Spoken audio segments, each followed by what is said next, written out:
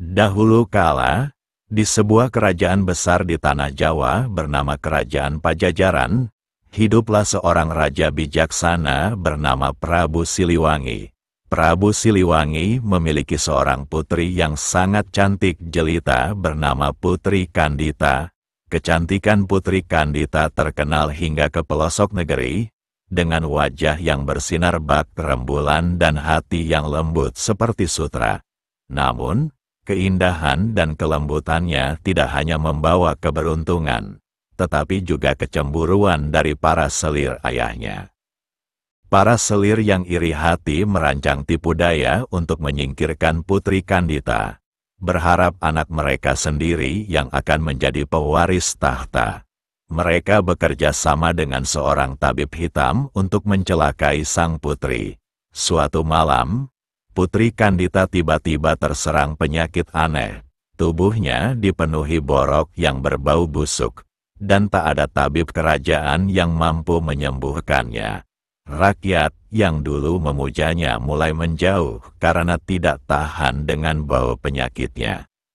Melihat keadaan ini, para selir dengan licik memanfaatkan situasi untuk mendesak Prabu Siliwangi agar mengusir Putri Kandita dari istana. Dengan hati yang berat, Prabu Siliwangi terpaksa memenuhi desakan itu demi menjaga kestabilan kerajaan. Putri Kandita, meski hancur hatinya, menerima keputusan ayahnya dengan tabah. Dalam pengasingannya, Putri Kandita berjalan tanpa arah hingga tiba di tepi Samudra Hindia. Dalam kesendiriannya, ia menangis dan berdoa kepada para dewa agar diberikan keadilan dan kekuatan. Tiba-tiba, sebuah gelombang besar datang menyapunya ke laut.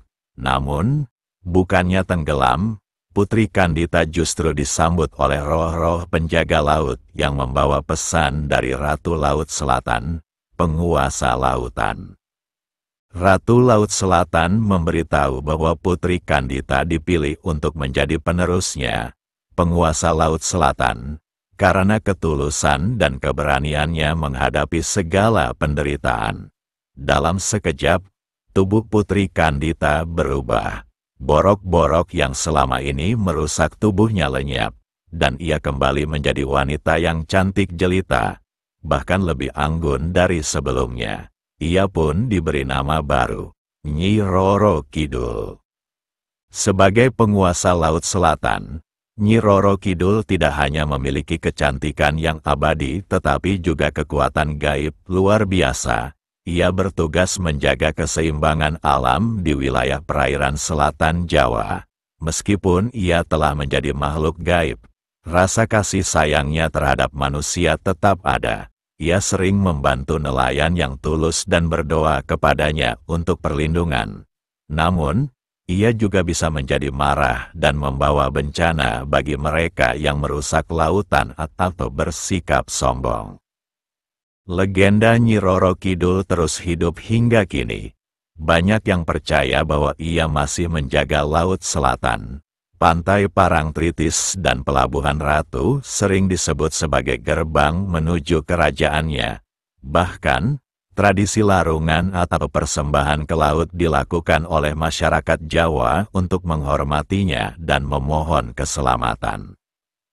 Kisah ini bukan hanya tentang seorang putri yang diasingkan, tetapi juga tentang keberanian, keteguhan hati, dan takdir yang membawa seseorang ke tempat yang jauh lebih besar dari yang ia bayangkan. Nyi Roro Kidul menjadi simbol kekuatan perempuan dan penjaga alam, legenda yang abadi dalam budaya Indonesia.